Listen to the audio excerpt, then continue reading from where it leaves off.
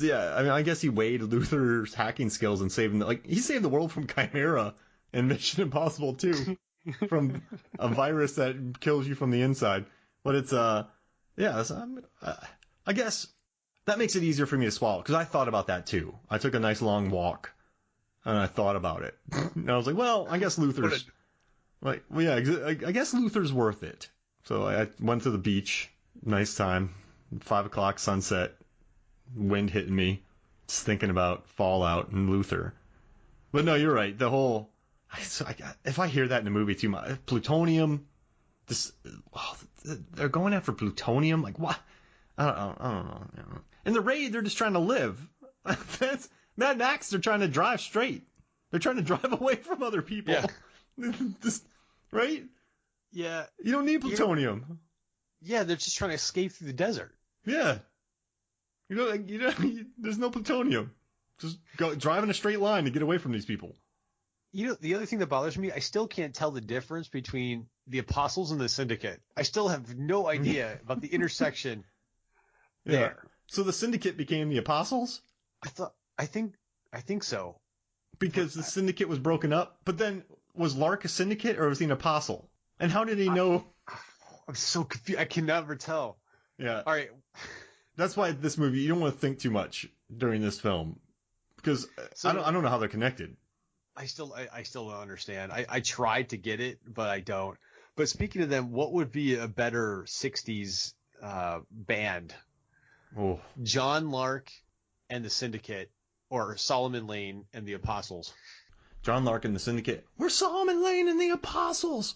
We're John Lark and the Syndicate. Solomon Lane and the Apostles. John Lark and the Syndicate. Or is it the other way around? Solomon Lane and the Syndicate? Or Solomon Lane and the Syndicate. I like the first one you said. John Lark and the Syndicate. Or John Lark and the Syndicate. We're here for you, Milwaukee. Like, that seems pretty good. I think Solomon Lane and the Apostles would be more of a heavy death metal band because it has like the biblical reference. Yeah. Oh, yeah, you're right. But, yeah, I can see it more as death metal rather than 60s British invasion bands. All right, last thing, though. And I don't want to seem negative, but if they just blew up Michelle Monaghan and poisoned a third of the world's water source, that's a pretty good payback on Ethan Hunt. They didn't have to bring him there for that.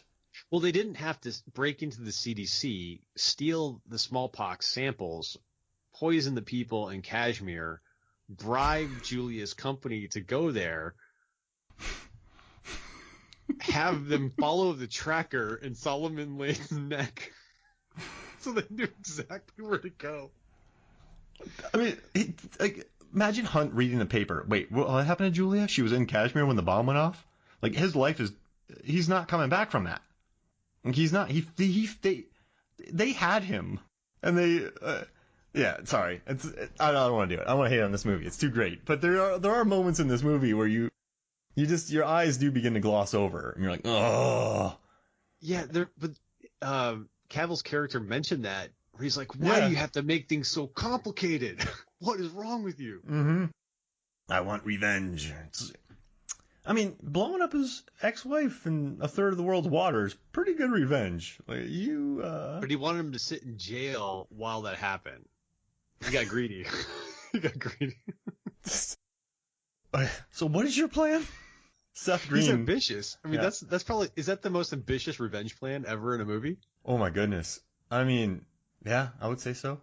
I mean, I can't think of any... Well, Old Boy, he imprisons a dude for like 20-some years in a hotel room, then lets him loose. Do you know Old Boy? I've never seen it. Can I tell you what happens? No. Do you want me to tell you or no? Yeah, I'm never going to say So this guy goes... A beautiful Korean film, and Park Chan-wook directed it, and he puts this guy in jail for something like 20 years, and he... In a hotel room for 20 years. And then he lets him out and gives him all these clues, and the guy ends up having sex with his own daughter, and then getting his tongue ripped out. But that's that guy's revenge plan. Jeez. So on a large scale, no. But on a long game, yes. But yeah. So no, this was fun, man. Thank you for this. This was a great episode. No, my pleasure. And Fallout's got all these grand plans, but does it have a line like "You've never seen me upset," like in the first Mission Impossible? Oh yeah, Remember that line? Upset. Oh, I love that line. The greatest line from the entire series was in the first movie. And doesn't he blow up the fish tanks after that? Yeah, with the gum. I felt so bad for those fish. Good running in that movie. Yeah, the scene outside after he was running away I think they had a lot of fake fish. Oh They yeah. must have had 1,000 fake fish laying in the street. Man, if you're the owner of that restaurant, you're like, my life is my insurance is going to cover this. Like what What happened? did these fish do to you, Ethan? What happened?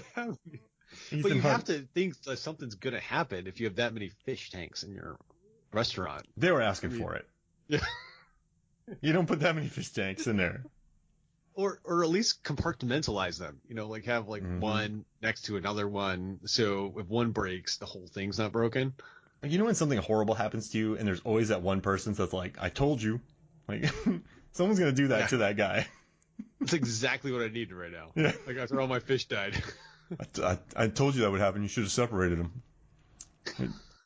There's someone like, I told you not to put that many fish in your restaurant. You should have put this restaurant in front of a canal or a river so they could all slide in there. The guy from Oxford? Yeah. If you would have put this, he shows up at the restaurant just to tell him I told you so. if you would have put your restaurant on that canal, all the fish could have swum right into that canal and swum away and lived, and you could have caught them later. Shut up, Ricky. I heard you got burned the other day about mile 22.